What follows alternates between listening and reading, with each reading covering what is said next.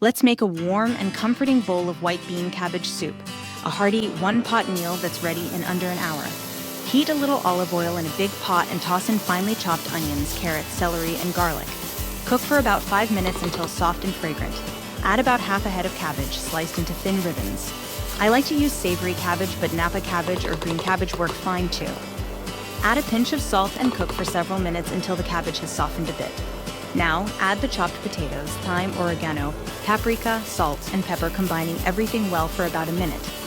Pour in the veggie broth, white beans, and a can of fire-roasted tomatoes. For a creamier texture, mash some of the beans before adding them to create a thicker finish.